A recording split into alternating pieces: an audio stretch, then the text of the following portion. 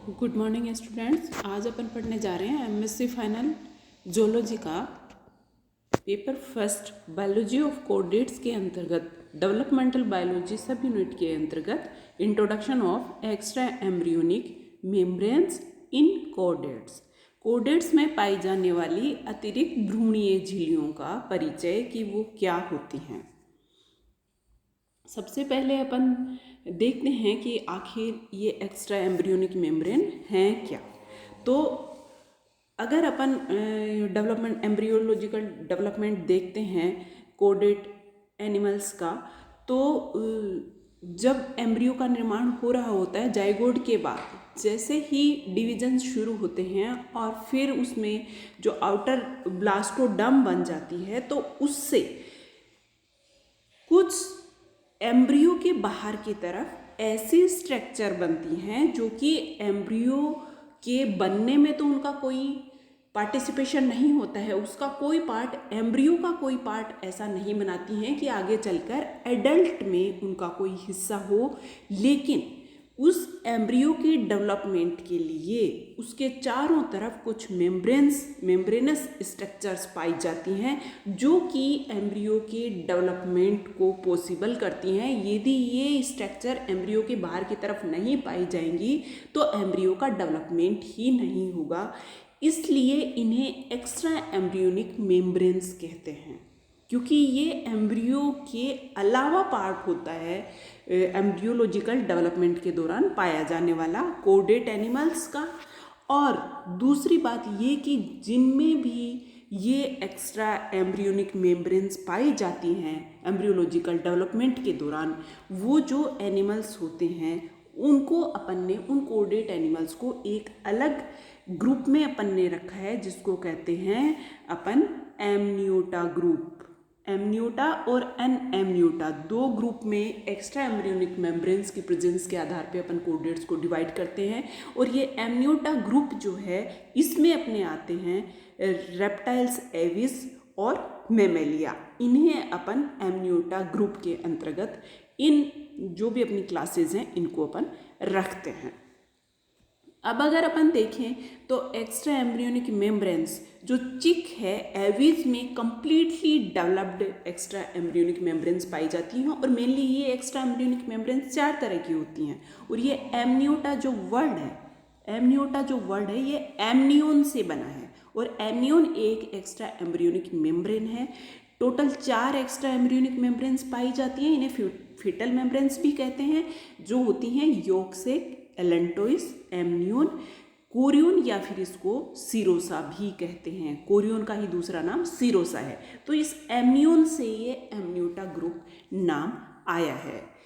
जो amphibian embryo होता है उसमें, क्योंकि वो टेरेस्ट्रियल एनिमल है, तो उसमें डेवलपमेंट की एक्स्ट्रा एम्ब्रियोनिक मेम्ब्रेन्स की डेवलपमेंट का जो ओरिजिन का शुरुआत है वो हो चुकी होती है, लेकिन इनमें रूडिमेंट्री स्टेज में पाई जाती हैं, वैसे नहीं पाई जाती हैं। और रेप्टिलियन एम्ब्रियो की अगर अपन बात करें तो इसमें एमनियोन और जो कोरियोन है जिसे सीरोसा कहते हैं, ये डेवलप्ड फॉर्म में पाई जाती हैं। और जो मैमल्स हैं इनमें भी ये मॉडिफाइड फॉर्म में पाई जाती हैं। और बर्ड्स में ये चारों की चारों जो एनिमल जो एक्स्ट्रा एम्ब्रियोनिक मेम्ब्रेन है वो कंप्लीट डेवलप्ड स्टेज में पाई जाती हैं। और अब अपन बात करते हैं कि जब भी अपन germinal layer, primordial germinal layer की बात करते हैं, जब एम्ब्रियो डेवलप हो रहा होता है, सबसे पहले जब 3 प्राइमोर्डियल जर्मिनल लेयर्स का निर्माण होता है, तो उससे ये एक्स्ट्रा एम्ब्रियोनिक मेम्ब्रेन है ये कौन कौन सी जर्मिनल लेयर से बनती हैं। तीनों की तीनों जो जर्मिनल लेयर हैं अपनी एक्टोडर्म, मीजोडर्म और एंडोडर्म, ये तीनों की तीनों पार्टिसिपेट करती हैं एक्स्ट्रा एम्ब्रियोनिक मेम्ब्रेन्स के निर्माण में। लेकिन चारों एक्स्ट्रा एम्ब्रियोनिक मेम्ब्रेन अलग अलग लेयर से मिलके बनती हैं, और ये 2 लेयर से मिलकर के एक मेम्ब्रेन बनती है। तो जो अपना इसकी योगसेक और जो एलेंटोइस है, योगसेक और एलेंटोइस, ये दोनों की दोनों जो अपनी एक्स्ट्रा एम्ब्रियोनिक मेम्ब्रेन है ये बनती हैं एंडोडर्म और स्प्लैंक्नोप्ल्यूर से मिलकर। स्प्लैंक्नोप्ल्यूर है स्प्लैंक्निक मेसोडर्म, इन दोनों से मिलकर के बनती है योगसेक और एलेंटोइस। और जो अपनी एम्नियोन और कोरियोन जो एक्स्ट्रा एम्ब्रियोनिक मेम्ब्रेन है वो बनती है एक्टोडर्म से और सोमेटिक मेसोडर्म से, जिसको अपन सोमेटोप्ल्यूर कहते हैं। इस तरह से ये दो लेयर से, दो जर्मिनल लेयर से मिलकर के इनका निर्माण होता है। और एम्ब्रियो जब सेपरेट हो रहा होता है, जब उसका निर्माण हो रहा होता है, तो इसका ये बनती कैसे हैं, तो इसका कंप्लीट फॉर्मेशन अपन नेक्स्ट वीडियो में पढ़ेंगे। और वैसे इनका जो निर्माण होता है वो फोल्ड्स के रूप में, जैसे अपना एम्ब्रियो है, एम्ब्रियो अपना जो एम्ब्रियो का निर्माण होगा ये अपना वो पार्ट है जो एम्ब्रियो को बनाएगा, जाइगोट का वो पार्ट जो कि आगे चल करके एम्ब्रियो, कंप्लीट एम्ब्रियो का डेवलपमेंट करेगा। तो इससे इसको चारों तरफ से ये एक्स्ट्रा एम्ब्रियोनिक मेम्ब्रेन्स कवर करके रखती हैं। और वो कवर करती कैसे, स्टार्टिंग कैसे होती हैं कि इसका ये पार्ट, इससे एक तरफ तो हेड फोल्ड निकलता है, एक तरफ टेल फोल्ड निकलता है और दोनों तरफ से दो लेटरल फोल्ड निकलते हैं। और वो निकल के चारों तरफ से जो अपना एम्ब्रियो है इसको कवर कर लेते हैं। और फिर जहाँ पे ये एक दूसरे के पास आ जाते हैं फोल्ड, वहाँ से वो मेम्ब्रेन्स होती हैं वो आपस में मिल जाती हैं और फिर वो उसको पूरा कवर कर लेते हैं। और ये सारे एक्स्ट्रा एम्ब्रियोनिक मेम्ब्रेन्स अलग अलग काम करती हैं।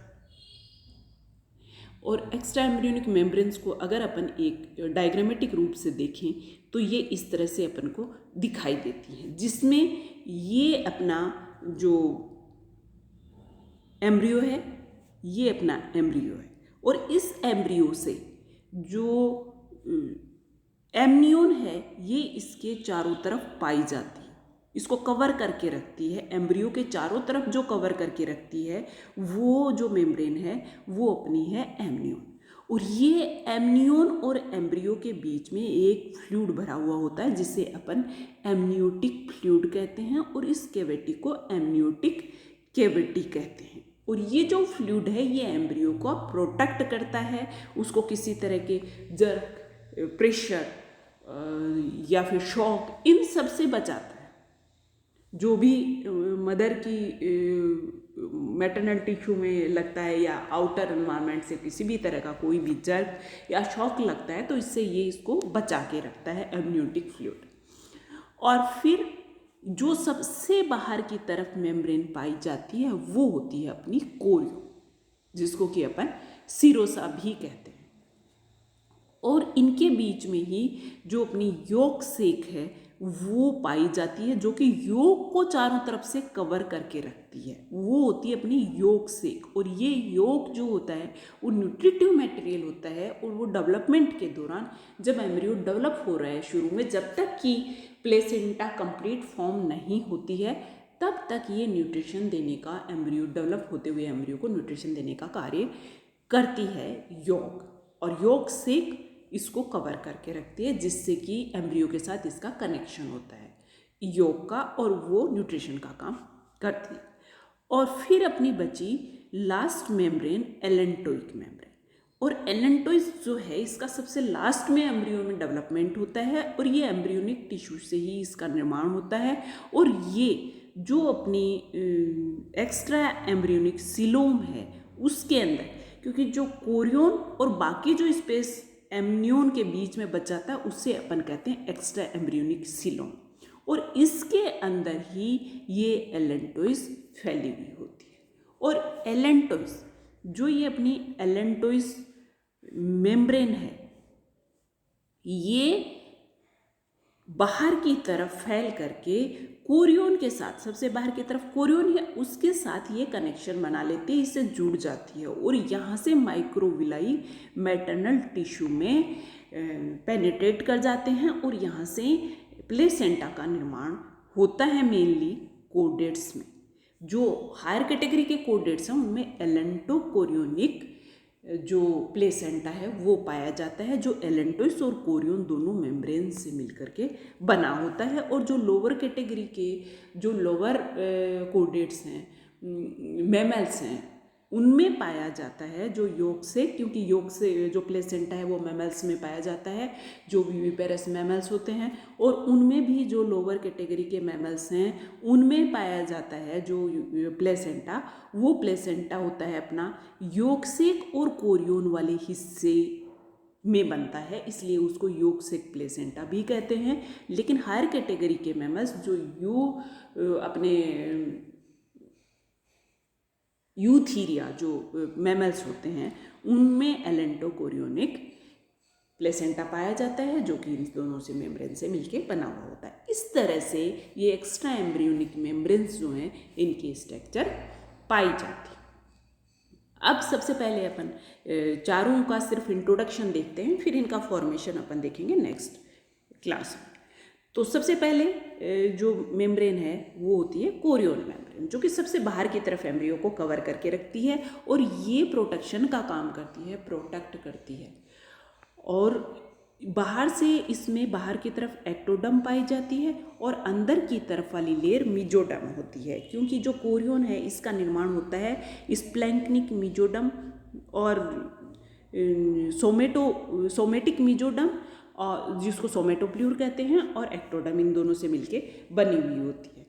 और ये मेनली जो मदर और फिटस है इसके बीच में एक्सचेंज जो मटेरियल होता है, मटेरियल का एक्सचेंज का काम करती है। दूसरी जो अपनी एक्स्ट्रा एम्ब्रियोनिक मेम्ब्रेन है वो होती है एमनियन मेम्ब्रेन। और एमनियन जो मेम्ब्रेन है इसका निर्माण कोरियन के साथ साथ ही होता है, और ये भी सोमेटोप्ल्यूर जो सोमेटिक मेसोडर्म होती है और एक्टोडर्म होती है, इन दोनों से मिलकर के बनी हुई होती है।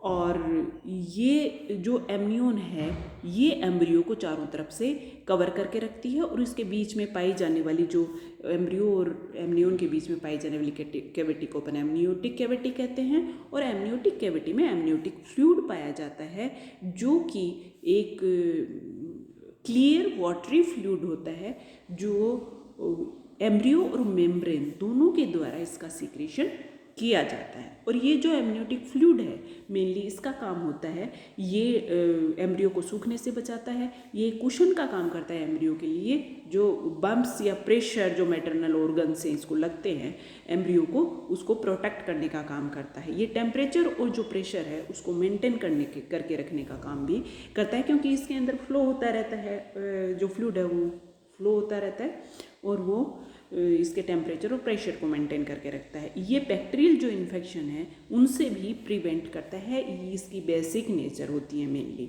और ये फिटल मूवमेंट को परमिट करता है, इसकी वजह से फिटल मूवमेंट पॉसिबल होते हैं।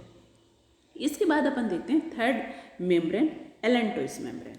और जो एलेंटोइस मेम्ब्रेन है ये एक सैक लाइक स्ट्रक्चर है, सबसे लास्ट में इसका निर्माण होता है, जो कि जो एम्ब्रियो है उसकी गट से इसका निर्माण होता है योग सेक के पास से। और इसमें अंदर की तरफ जो एलेंटोइस होती है इसमें अंदर की तरफ एंडोडर्म पाया जाता है और बाहर की तरफ मेसोडर्म पाई जाती है। और मेसोडर्म इसमें स्प्लैंक्निक मेसोडर्म स्प्लैंक्नोप्ल्यूर से ही इसका निर्माण होता है। और इसमें जो ब्लड वेसल्स हैं ये बनती हैं एलेंटोइस। अब लास्टली अपन देखते हैं योगसेक।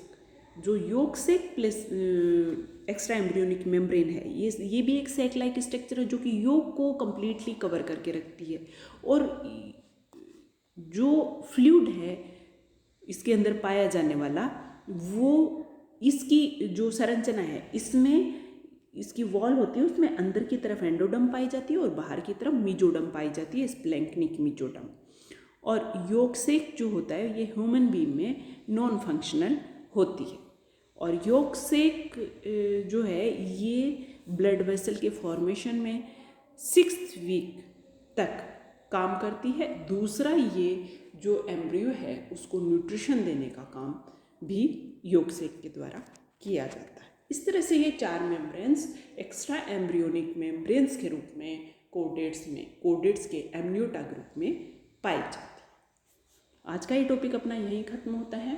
अपना ध्यान रखिए, कोरोना से बचने के लिए जो भी गाइडलाइंस, जो भी निर्देश सरकार की तरफ से या फिर अपने प्रशासन की तरफ से मिलते हैं उनका ध्यान रखिए। चुनावों में भी जो लोग मास्क नहीं लगाएं, आपके आसपास के रिश्तेदार जो भी लोग हैं उन्हें मास्क लगाने के लिए जागरूक करते रहिए और पढ़ाई करते रहिए। Thank you.